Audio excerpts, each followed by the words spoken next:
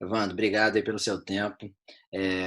Fala pra gente o que você quiser falar, sem pressa, e no final a gente vai bater um papo, todo mundo junto, para tirar algumas dúvidas, se necessário, tá? Um Obrigado, abraço, fica aí, obrigado, Gustavo. é todo seu. E muito obrigado, obrigado mesmo pelas gentis palavras. Não esperava nada diferente vindo de você e essa calorosa recepção por todos aí do grupo, esse grupo que é fantástico.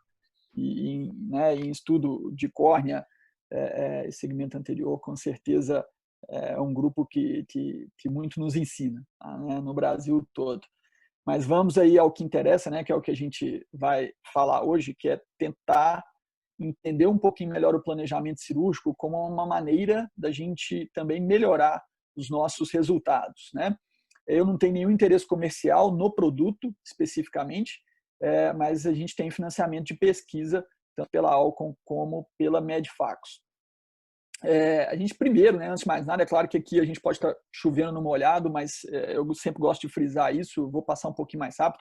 A gente, quando pensa em tratamento de ceratocone, a gente tem que entender que é uma doença multifatorial, né, que apresenta uma grande variabilidade na sua apresentação, no seu caráter evolutivo, tem um impacto muito grande na qualidade de visão e, consequentemente, na qualidade de vida, né? Eu sempre gosto de lembrar um dado de um estudo francês que comenta que os pacientes com ceratocone de moderado a severo, eles têm um impacto na qualidade de vida semelhante àqueles pacientes com depressão maior. Então, a gente é uma forma, né, comparativa, talvez, de colocar isso numa referência do tamanho do impacto na qualidade de vida desses pacientes, né? E não é à toa que a gente se dedica a estudar e tentar oferecer melhor qualidade de visão para esses pacientes, porque isso vai ter um reflexo na vida acadêmica, vida profissional, na felicidade desse paciente mesmo, né? A gente sabe que o ser humano é um ser visual, 70% do nosso desenvolvimento cognitivo vem da visão, e quando a gente tem uma baixa de visão, tem todos os impactos que a gente pode imaginar em virtude disso. E é uma doença estágio dependente, né? Então, a gente está falando especificamente de anel, mas a gente tem que lembrar, né, que primeiro não coçar os olhos, né? A gente acabou de sair de junho, com a brilhante campanha do Junho Violeta, e eu acho que cada vez mais a gente precisa alertar nossos pacientes sobre isso e tornar isso mais claro para os pacientes e para a família. Então, a gente vai desde tratar o prurido até o transplante que foi mencionado aí, que a gente nem está conseguindo fazer nesse momento. Mas focando no anel, né, se o anel é indicado, né, dentro dos critérios já estabelecidos, a gente tem que entender então que a nossa variabilidade de resultado ela tem que ser reduzida e a gente pode melhorar esses resultados a partir do planejamento cirúrgico, né?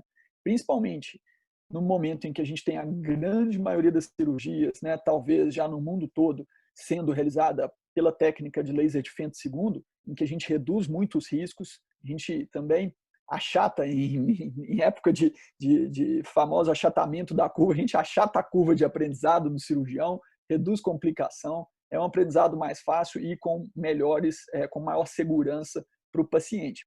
Então, se do ponto de vista de técnica cirúrgica, a cirurgia se tornou muito mais reprodutível, em termos de planejamento, a gente também precisa fazer isso, né, para obter esses melhores resultados. Mas quais são esses critérios, né?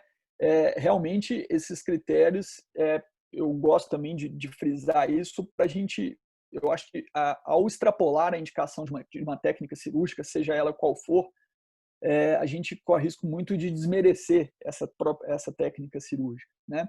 Porque a gente vai encontrar o resultado ruim nesse momento, quando você indica onde não deveria ser indicado. Então, eu gosto de frisar que, né, assim, dentro desses critérios que já são, de certa forma, estabelecidos e são os que eu sigo, baixa acuidade visual correção, né, uma má adaptação à lente de contato ou uma incapacidade, né, de conseguir essa adaptação, ausência de cicatriz corneana.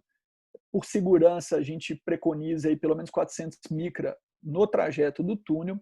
E em relação à ceratometria máxima, isso vem sendo discutido e vem sendo até expandido. De uma maneira geral, era falado entre 58 e 62 dioptrias para o K2, ou um K máximo abaixo de 70. Muita gente coloca que o anel ele tem excelentes resultados em cones avançados, porque ele aplana bastante essa córnea.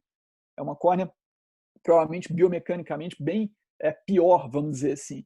Então, o efeito da anel vai ser maior mesmo, mas isso não necessariamente reflete numa melhora de qualidade de visão significativa para esse paciente, né? Ele pode sair de um conta-dedos, ou ele pode sair de um 20/400, né, e ir para um 20/60. Em termos de linha de visão, ele melhorou bastante, do ponto de vista prático, do ponto de vista de melhorar significativamente o dia a dia desse paciente, talvez não seja o melhor. Então, mas a gente sim, né, tem pensado não em limite máximo mais de ceratometria, mas se a gente tem espessura suficiente, esse paciente pode ter algum benefício, é discutido muito esses casos heróicos com o próprio paciente, mas pode ser feito. A gente tem que entender, talvez, que apesar do anel não ser um procedimento ainda, né, conceituado como um procedimento refrativo, ele tem efeito refrativo, né? Ele tem um impacto refracional naquele paciente, tanto é que a gente observa, né, uma redução do grau desse paciente no óculos dele. E ele também observa e fica contente com isso. Então, como eu posso, né, melhorar os meus resultados? Né? Como eu posso fazer isso? Né? E a gente veio pensando desde 2018, então, a gente foi pensando numa nova forma, no 2018, pensando numa nova forma de melhorar o planejamento cirúrgico. Eu coloco aqui que na verdade, deixa eu só desativar um áudio que estava vazando aqui. Eu tenho esse poder, que coisa boa. Mas se alguém quiser falar, pode falar. Mas, na verdade, o que a gente considera em termos de nomograma é que ele é um ponto de partida, né? Ele é um começo, principalmente para aquele cirurgião que não tem tanta experiência ainda com planejamento cirúrgico, para ele conseguir atingir o melhor resultado possível, né? Mas não necessariamente ele é uma regra fixa, né? Que todos devemos seguir como um protocolo rígido. Isso eu acredito não seja a melhor forma de enxergar um nomograma de planejamento cirúrgico. Agora, a customização da cirurgia, ela vai a partir do momento que a gente pode considerar diversos parâmetros, né, de avaliação desse paciente, que é o que a gente vai ver aqui. Então, passa necessariamente pelo o planejamento cirúrgico. E os nomogramas anteriores, né, como eles funcionavam? Né? A gente, via de regra, estava todo mundo satisfeito com os nomogramas que vinham seguindo, que vinham utilizando, a maneira que utilizavam para planejar sua cirurgia. Então, fica a pergunta, eles funcionavam? Né? E a resposta que a gente tem é sim, não só pela experiência clínico-cirúrgica, mas também por trabalhos. Né? No ano passado, teve esse trabalho publicado pelo nosso amigo lá de Brasília, também lá do BOSS, né? Com formação lá no BOSS, comparação dos dois nomogramas, né? O nomograma Ferrara, o nomograma Carroll Ring, os anteriores, não os que estão sendo utilizados agora, e viram que ele tem resultados estatisticamente bem semelhantes, né? Com uma discreta tendência de favorecer o nomograma Carroll Ring, porque observa não só refração, mas também a topografia corneana, não levando em conta um único parâmetro, que seria a esfericidade. Ele tem uma tendência de apresentar um melhor resultado, mas o que foi estatisticamente significativo só na redução do astigmatismo tomográfico, né? Então, eram realmente nomogramas que funcionavam. Mas o que sempre me incomodou em termos de utilização de poucos parâmetros para o planejamento cirúrgico, é que a gente avançou muito na propedêutica, né? A gente consegue hoje avaliar a córnea de uma maneira que talvez a gente estivesse longe de conseguir há 10 anos ou talvez até 5 anos atrás. E a gente compreende muito melhor essa informação que nos chega. Por que não utilizar, então, isso no planejamento? Né? Se a gente utiliza muitos parâmetros, a gente customiza melhor cada caso, né? Ou seja, vai oferecer um tratamento mais personalizado para aquele paciente e você minimiza a sua chance de erro. Se você aposta em um ou poucos parâmetros, você vai acertar. Quando você acertar, você vai acertar bem, mas a sua chance de erro também aumenta. Então, a gente já sabe, né, que a própria definição e caracterização e classificação do ceratocone, ela passa também pelas informações que nos trazem essa nova propedêutica. Né? Já desde 2005 existe uma classificação utilizando aberração de alta ordem, nesse trabalho do Alió, e isso é muito interessante, né, porque nenhum dos nomogramas anteriores considerava aberração de alta ordem como uma influência no seu planejamento. Isso é um outro ponto também que eu considerava como uma fraqueza do próprio nomograma.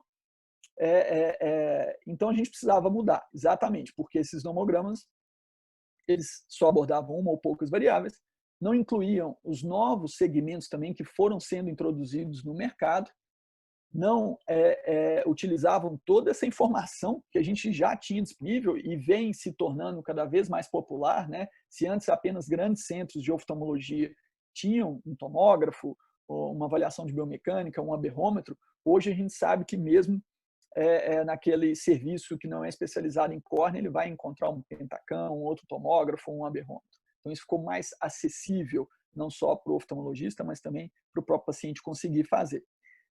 E talvez um ponto crítico, né? Quando a gente passa a analisar esse maior número de parâmetros e principalmente incluindo a avaliação de aberração de alta ordem, em especial o coma. Sempre nas discussões, né, de qual anel colocaria em cada caso, quando os eixos diagnósticos, e aí eu me refiro a eixo refracional, o topográfico mais plano, né, que seria uma córnea irregular, semelhante ao refracional, e o eixo comático, quando eles não coincidem, sempre eram os casos que tinham maior divergência nas indicações de anel. Quando eles coincidiam, geralmente todos os experts da mesa indicavam de maneira muito semelhante. Mas quando havia divergência desses eixos diagnósticos, a variabilidade nas indicações aumentava bastante, né? E aí a gente ficava naquela discussão, né? Não, eu prefiro isso, eu prefiro aquilo, eu gosto mais disso. São todas palavras que, do ponto de vista, né, de medicina, e principalmente se a gente quiser caminhar para um lado de medicina baseada em evidência, que no momento está tendo toda uma grande discussão em torno disso, mas se a gente quiser caminhar mais para esse lado, fica ainda mais difícil quando a gente usa essas palavras do eu prefiro, eu gosto mais, eu acho que funciona melhor e tudo mais. É claro que a gente sabe toda a dificuldade de ter essa concordância. Mas, então, nesses casos em que os eixos diagnósticos eram coincidentes, né, as pessoas concordavam mais.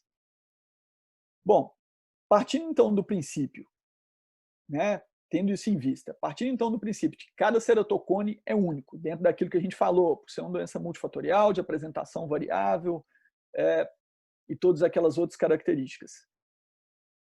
A partir do momento que a gente consegue incluir múltiplas variáveis no nosso planejamento, a gente tende, né, a conseguir resultados melhores ou mais personalizados. Esse novo nomograma, então, ele já vem sendo clinicamente utilizado desde janeiro de 2018. O nosso estudo, né, de validação, o protocolo de pesquisa que está lá no BOS, junto com a USP, né, a pós-graduação da USP, é o trabalho de validação desse novo nomograma. Ele inclui esses novos segmentos que a gente tem hoje disponível para oferecer para o nosso paciente, inclui também todos esses parâmetros que a propedêutica avançada nos oferece, ou quase todos, né? A gente ainda não tem a biomecânica de maneira forte aí, ou de qualquer maneira nos nomogramas. Isso provavelmente vai ser um passo a seguir. E ele tem, e aí que eu acho o ponto mais importante, né? Critérios bem definidos para quando a gente tem essa discordância ou essa discrepância entre os eixos topográficos topográfico refracional e comático. A gente geralmente, né, pensava no implante de anel avaliando uma topografia de uma maneira que a gente dividia, né, a área ectásica pelo seu eixo mais curvo, né?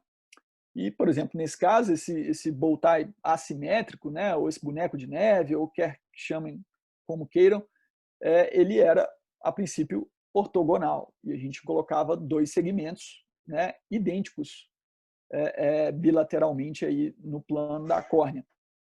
Mas a gente tem que entender que a ectasia ela é assimétrica, né? Não do ponto de vista do eixo mais curvo, mas em relação ao eixo mais plano. Toda a área ectásica ela está muito mais concentrada, geralmente inferiormente, todos sabemos disso. Então faz muito sentido, né, a gente pensar em tratar de maneira assimétrica também, e aí surgiram esses novos segmentos que a gente citou de espessura variável. Eu até prefiro chamá-los de espessura variável do que de assimétricos, mas no mercado é o nome que eles têm. Mas esses segmentos de espessura variável, eu consigo, então, adicionar mais tecido, entre aspas, né? Nós estamos falando de anel, não é bem tecido, mas adicionar mais tecido nessa porção inferior, e isso, teoricamente, traria um maior efeito também nessa região inferior. Esses anéis, então, no começo, já uns 4, 5 anos antes do lançamento do mercado, eu no começo, eu até checava, né, com a CT, falava, deixa eu ver se ele tem espessura variável mesmo, deixa eu ver se eles não estão mentindo, me enganando, né, e a gente fazia o ACT e via que a parte proximal do anel realmente era mais fina do que a parte distal, isso então com o objetivo de fazer um tratamento também assimétrico. E essa validação, então, está desse novo nomograma, incluindo esses segmentos, está em andamento lá no BOSS, como eu disse, num protocolo também de pesquisa do projeto de doutoramento, sob orientação do professor Milton Ruiz. Bom, feita essa introdução, né, o que eu preciso de informação para utilizar nesse planejamento, nesse nomograma, né, lembrando sempre, com o objetivo da gente customizar melhor o tratamento baseado em implante de anel e atingir melhores resultados. Visão sem correção e corrigida, ou seja, dados aqui, né, de exames que a gente faz de rotina, né, refração, sempre valorizada. É claro que existem todas as nuances e dificuldades, desafios da refração num paciente com ceratocone, mas ela é levada em conta sim. Um teste de potencial de visão com lente de contato ou pinhole, ou seja, eu preciso saber se aquele paciente realmente tem capacidade de melhorar a visão dele com aquela córnea que ele tem, a partir do momento que eu regularizar mais essa córnea. Tomografia de córnea, sim, eu não posso me limitar à topografia, eu tenho que ir para a tomografia, com os 4 mapas, e também a berrometria, né, o que geralmente os tomógrafos, aí a gente pode discutir questão de qualidade e tudo mais, mas se você tem um tomógrafo, você vai ter alguma informação de coma ali. Diâmetro pupilar, naturalmente. Você vai ver que todas as informações que a gente já fazia, já colhia para o nosso planejamento cirúrgico. A gente vai classificar, baseado então nessa informação que a gente tem, o ceratocone do nosso paciente. E qual classificação que a gente usa? A classificação do professor Alfonso, tá? Que eu vou entrar em maiores detalhes nela daqui a pouquinho. Claro que, tendo dito isso tudo e pensando em nomograma, a gente não pode esquecer de postulados teóricos clássicos, né, do mecanismo de ação dos anéis, né? Então a gente tem o postulado da Blavatskaya, né, que quanto menor o diâmetro onde o anel é implantado, a gente vai ter um maior efeito de correção, e também o postulado do Barraquer, em que se a gente tem maior espessura desse segmento, ou seja, maior adição de tecido, a gente também vai ter um maior aplanamento, né? Então, assim, isso é só para a gente não esquecer que, apesar de a gente ter um nomograma nos guiando, a gente precisa compreender o mecanismo de ação do anel e raciocinar por conta própria também, muitas vezes. E a gente pode entender também que dentro ali de uma variabilidade dos segmentos, em termos de comprimento de arco e de espessura, né, como eu disse, a gente vai ter maior ou menor efeito na ceratometria, no astigmatismo, no coma e na asfericidade. Então, a gente tem, por princípio, que os segmentos de arco menores, eles tendem a corrigir muito bem o astigmatismo, sem efeito de aplanamento, sem aplanar, sem reduzir tanto os valores ceratométricos dessa córnea, também sem efeito no coma ou na asfericidade. À medida que eu vou alongando esse comprimento de arco, eu vou aumentando minha capacidade de aplanar essa córnea, tá? De reduzir os valores ceratométricos, mas talvez eu não corrija tanto a irregularidade, o astigmatismo. E o coma eu também vou ganhando poder num anel que seria até de 180. Né? A partir do momento que eu passo de 180, e principalmente nos anéis de arco longo, em que eu tenho um efeito de aplanamento central total, eu vou interferir muito pouco ou não interferir no coma. Falando em anéis de arco longo, né, tem sempre uma discussão. Há uns anos atrás, eles foram uma grande vedete, era citado até de one size fits all, né? Não precisa mais pensar em planejamento, coloca um anel de arco longo e resolvido o problema do paciente com ceratocone quando ele tem indicação de anel, obviamente, e aí fica claro aqui com os estudos que a gente, né, tem se dedicado, de que eu não acredito piamente nisso, né? Eu acho que o anel de arco longo tem uma excelente indicação para aqueles cones centrais, a gente vai ver isso no nomograma, mas a discussão gira em torno da capacidade desses anéis de arco longo de corrigir ou não o astigmatismo. Tem alguns trabalhos já realizados, tem um multicêntrico do grupo do Ferrara, com o Leonardo Torquetti, que mostrou que tem sim capacidade de corrigir astigmatismo em alguns casos, mas com uma variabilidade muito grande. Então a gente ainda precisa entender melhor isso aí. Mas sem dúvida nenhuma eles aplanam bem a córnea, reduzem bastante ou aumentam, né, a asfericidade. Bom, na classificação de Alfonso, eu vou passar aqui rapidamente para dados mais objetivos, mas só para eu coloco esse slide para lembrar de citar o Fernandes Vega, que foi aluno do professor Alfonso lá em Oviedo, e a tese de doutoramento Fernandes Vega é um trabalho que eu acho extremamente elegante e todo mundo que gosta de ceratocone deve ler, é uma leitura fácil, gostosa, é uma delícia ler a tese dele e dá uma informação muito grande, não só historicamente, né, em relação à cirurgia de anel e os estudos sobre essa doença que nos interessa. Mas o que é importante, então? Né? Como a gente faz na prática mesmo para poder classificar cada paciente? A informação que eu preciso ter ali na minha frente, na hora de decidir? A refração, o eixo topográfico mais plano e o eixo comático, ou eixo do coma. Os valores de K2, ou K mais curvo, e K médio, e uma avaliação do padrão morfológico, né, do famoso jeitão da topografia em relação à sua regularidade ou ortogonalidade e simetria. Isso também a gente já faz de rotina quando a gente estuda um paciente com ceratocone ou avalia esse paciente. E aqui, de maneira resumida, a gente tem os 5 tipos, então, de ceratocone que a gente vai encontrar. Essa classificação foi baseada no estudo que eles fizeram e o tipo mais prevalente seria o tipo 1, ou esse chamado de croissant, que é aquele em que eu tenho a área ectásica toda deslocada, geralmente temporal inferior, mas ela não tem assimetria nessa área ectásica, né? Ela é simétrica. Naturalmente é irregular, mas os eixos refrativos, topográficos e comáticos são coincidentes. Esse tipo 1, geralmente, né, são indicações de anel que tem aquela concordância que eu citei nas mesas de discussão e nos painéis sobre anel em paciente com ceratocone. Já o tipo 2, esses eixos não são coincidentes. E ele tem essa assimetria, né? Ele tem uma área bem mais curva do que outra na sua porção ectásica, tá? Não estou falando da córnea como um todo. E é caracterizado como duck ou pato, então ele é assimétrico.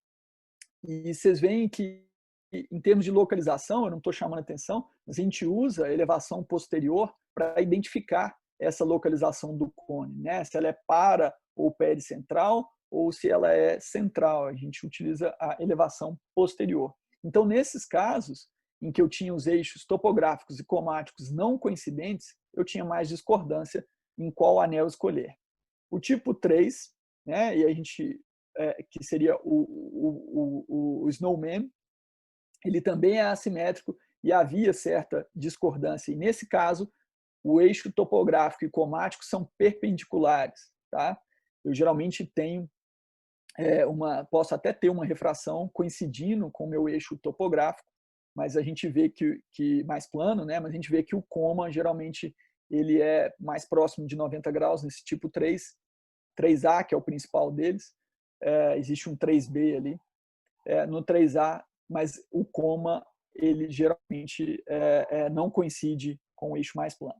O tipo 4 seria o cone nipple central, que conhecemos, né, e que gostamos de fazer o anel de arco longo já desde antes dessa nova proposta de planejamento cirúrgico, e o tipo 5, que seria aquele cone bem astigmático, daquele mini bow tie central naquela córnea hiperprolada e também com bastante astigmatismo.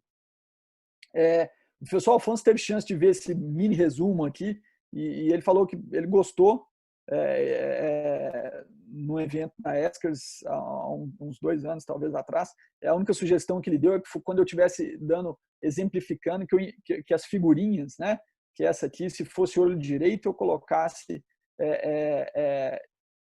à esquerda a área ectásica, né, para ser mais fiel a imagem topográfica. Eu falei perfeitamente, professor, farei isso. Mas, bom, aqui mais detalhadamente, né, como que a gente escolhe, então, esse segmento? No tipo 1. Tipo 1, a gente concorda, então vou até passar mais rápido. Né? Ele é simétrico. E o que vai variar? A depender da curvatura corneana do meu K2. Se for uma córnea muito curva, eu vou usar o anel de 5 milímetros, na zona óptica de 5 milímetros, lembrando exatamente do postulado da Blavatskaya, que quanto mais centralmente eu implanto esse anel, maior efeito eu vou ter. Então, se é uma córnea muito curva, eu quero ter maior efeito. E se for um K2 menor do que 52, eu vou para o anel de 6 milímetros. E a espessura desse segmento vai ser decidida pelo astigmatismo desse paciente. E aí eu posso ter um auxílio de um anel de 90 graus, se esse astigmatismo estiver acima de 5,5. Aqui, sempre, né, quando a gente dá um exemplo de caso clínico, fica mais fácil. Um paciente com essa refração, astigmatismo mais alto, uma visão com óculos de 20/40, e a gente vê os eixos coincidentes, né, o refracional 80, o mais plano aqui em torno de 75, e o cromático em torno de 90, então isso caracteriza o tipo 1 simétrico. Né? A gente fala que é coincidente quando eles não variam mais do que 30 graus. E a gente, então, fez o implante do S6, já que ele tinha um K2 abaixo de 52. Né? Então, no segmento S6, 150, 250 micra, pelo astigmatismo, a imagem da biomicroscopia, e a gente vê o mapa diferencial, né, que eu gosto sempre de chamar a atenção, perdão, nesses anéis em 6 milímetros, que eles corrigem muito bem a irregularidade corneana sem levar um aplanamento central significativo. Né? Por isso que nessas córneas menos curvas ou não tão curvas, eles vão muito bem. Você vê que o paciente reduziu bem o seu astigmatismo, lembrando que ele tinha um componente hipermetrópico ali no seu esférico. A visão era 20/40 antes, passou para 20/25.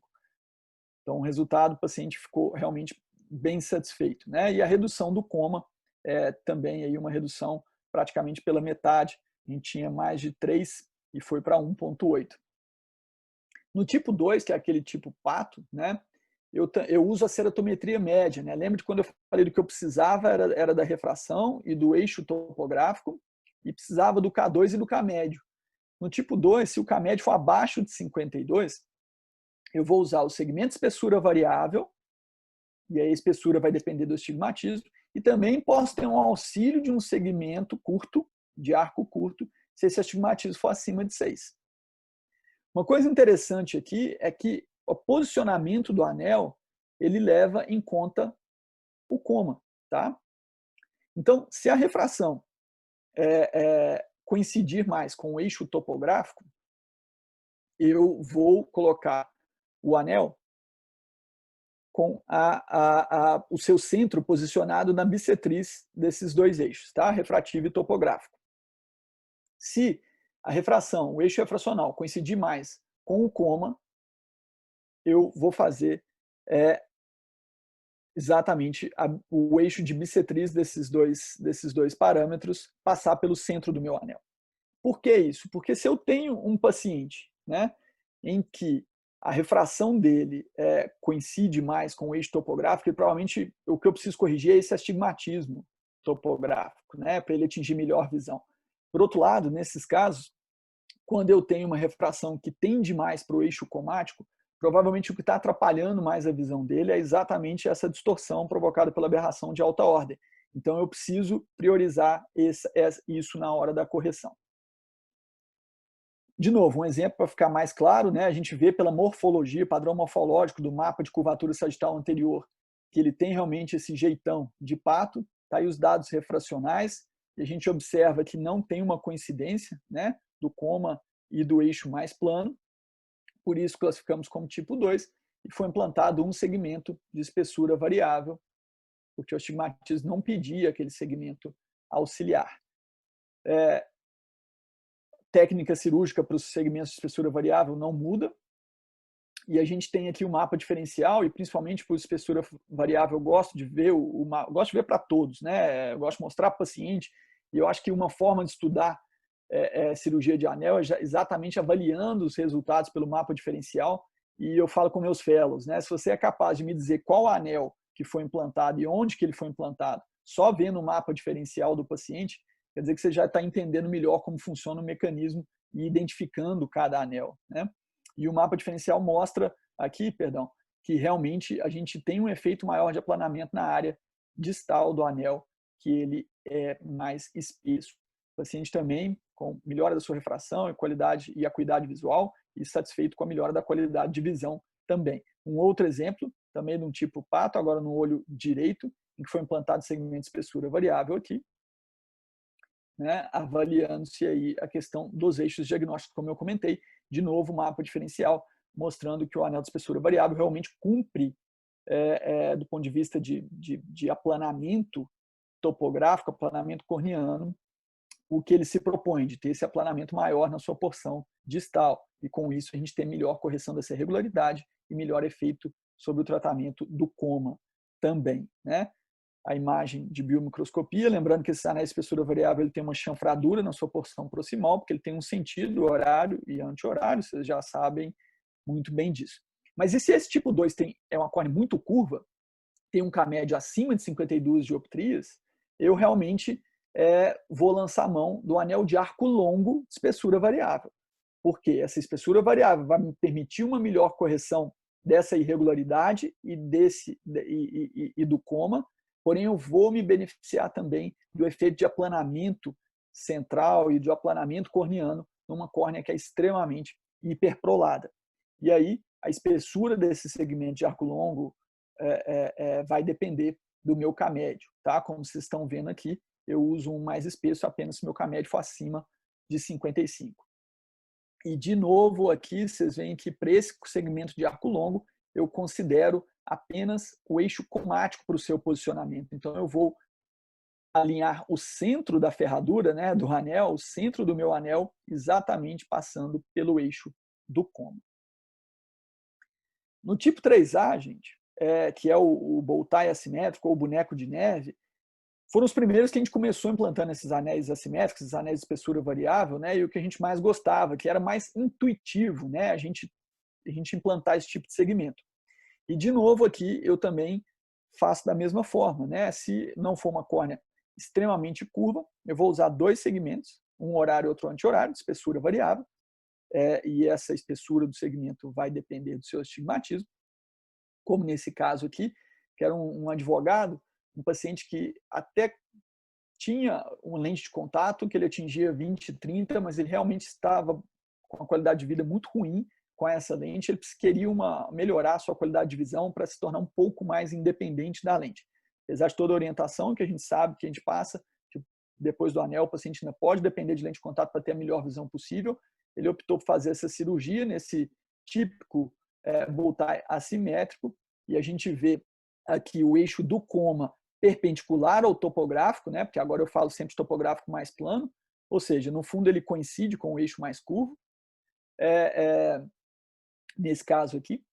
Então, esses são eixos perpendiculares, classificando aqui como um tipo 3A. E a gente, então, fez o implante de 2 segmentos de espessura variável, um horário e outro anti-horário. Técnica cirúrgica, como eu disse, sempre a mesma, e a gente observa o mapa diferencial com essa maior correção inferiormente, e um paciente atingiu a visão sem correção que ele tinha com a lente de contato, né? Isso com poucas semanas de pós-operatório, né? Isso num paciente advogado deixa a gente sempre mais tranquilo. Mas esse mapa diferencial ele mostra exatamente aquilo que eu chamo a atenção para usar a espessura variável, que eu sempre tenho, ou quase sempre tenho, esse aplanamento maior, onde ele é mais espesso. Ou seja, isso tem fundamento, né? Isso acontece. É claro que outras discussões sobre entender isso de maneira comparativa em relação aos segmentos regulares, isso é uma outra conversa em um outro estudo. Mas, de novo, aqui também nesse bow tie assimétrico, se for uma córnea muito curva, eu vou lançar a mão do anel de arco longo 330 de espessura variável, com o mesmo propósito, né? Que é o que a gente fez nesse caso, que tinha um K-médio, um K-médio mais alto, acima de 52, e a gente implantou o segmento de arco longo, de espessura variável, então ele é mais espesso aqui, onde ele aplanou mais nessa porção inferior, levando o paciente também com uma melhora refracional e de acuidade visual corrigida bastante significativa. Lembrando que a melhora de acuidade visual sem correção, geralmente a gente não cita, mas no dia a dia a gente vê que é uma das coisas que o paciente com anel fica extremamente satisfeito, né? O fato dele conseguir acordar e enxergar melhor daquele olho. Ou muitos falam assim, esse olho não está atrapalhando mais, né? Como a gente sempre tem geralmente pacientes com um olho melhor do que o outro no ceratocone, esse olho para de atrapalhar, o paciente fala, né? Essa melhora na acuidade visual sem correção é também significativo do ponto de vista de impacto em qualidade de vida. E esse segmento, né, de arco longo e espessura variável, o arco longo assimétrico, o AS330, ele tem essa chanfradura inferior aqui, né? E realmente, para a gente identificar que ali seria o ponto mais espesso, tá? Então, os segmentos de arco longo ficam bem bonitos, né? A lâmpada de fenda, realmente são segmentos bem interessantes. Aqui só destacando essa chanfradura, que isso não dificulta em nada o implante, não altera de forma nenhuma a técnica cirúrgica. Bom, já estou caminhando para os últimos tipos, né, para a gente concluir aqui essa maneira de abordar e de planejar a cirurgia de anel. O tipo 4, que seria o nipple, né, ele não tem muita dúvida, realmente, como a gente já comentou, né, e aí é o segmento regular, sem variação de espessura, segmento regular de arco longo, e a gente vai decidir isso a partir da ceratometria média ou do equivalente esférico, a depender da acuidade visual corrigida desse paciente, né? Se eu posso confiar na minha refração, se eu tenho uma refração reprodutível, se eu acompanho esse paciente há mais tempo, e se ele atinge uma visão razoável com essa refração, eu posso considerar o equivalente esférico para escolher a espessura do segmento. Se não, é melhor eu ir pela ceratometria média para escolher. Aqui o eixo de implantação ele é sempre o mesmo, né? Geralmente eu opto por fazer uma incisão a 90 graus, ou seja, o centro do anel estaria posicionado a 270, né, graus inferiormente ali. Maneira clássica de implantar essa incisão a 90 graus reduz talvez aí qualquer probabilidade de complicação da incisão.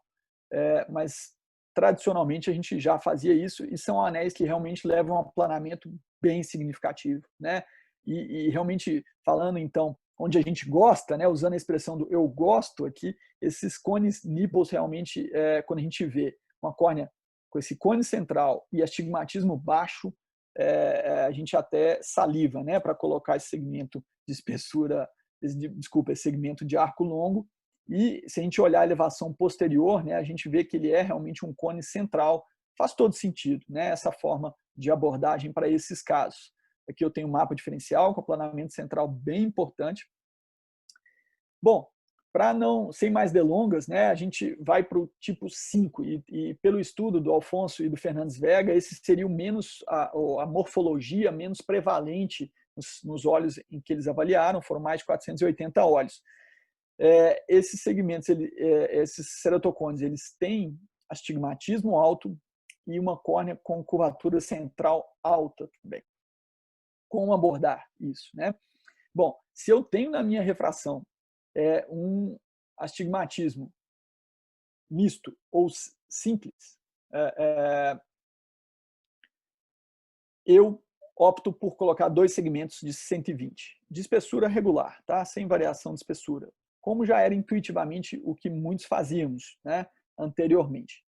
Mas, se eu tenho um componente miópico, eu vou optar pelo anel de arco longo, porém ele não é aquele com a espessura maior, ele não é mais espesso inferiormente, ele é mais espesso lateralmente.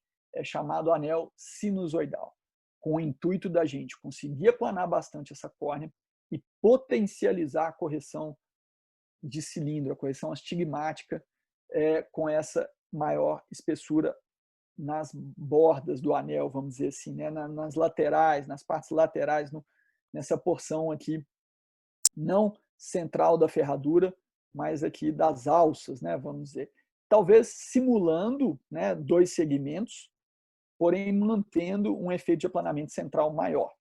Naturalmente, esse anel sinusoidal, ele inclusive demorou um tempo maior para ele ser liberado pela Anvisa, mas a gente já tem implantado no protocolo de pesquisa, ele já tem Anvisa agora, inclusive, também, e tem resultados bastante interessantes, mas sem dúvida ele é o anel que a gente tem menos experiência, mas é um anel que tem me agradado e eu tenho tentado também, tenho seguido também essa mesma linha nos meus pacientes de consultório, com resultados bem interessantes, e os pacientes têm ficado satisfeitos e eu também. Bom, para a gente terminar aí para uma discussão, para não cansar tanto vocês aí com essas informações de planejamento cirúrgico, a gente, o que eu acho assim, né, que é importante a gente levar, assim, considerar, tendo discutido isso tudo, que a inclusão de múltiplos parâmetros no planejamento cirúrgico, né, ela permite, então, essa personalização para cada paciente, minimiza os erros e realmente potencializa um melhor resultado visual. Se eu considerar apenas um ou poucos parâmetros numa doença que é extremamente variável, que muitas vezes a gente tem padrões que, num primeiro momento, a gente analisa como sendo semelhantes, mas a gente vai ver a acuidade visual desse paciente é completamente diferente um do outro. Eu tenho um paciente, se a gente for usar, inclusive, classificações clássicas de ceratocone, que talvez não seja a melhor forma, mas você pega um paciente que tem um ceratocone tipo 2, grau 2, e ele tem visão, por exemplo, de 20/25 sem correção, e você pode ter um outro grau 2 que tem 20/200 sem correção.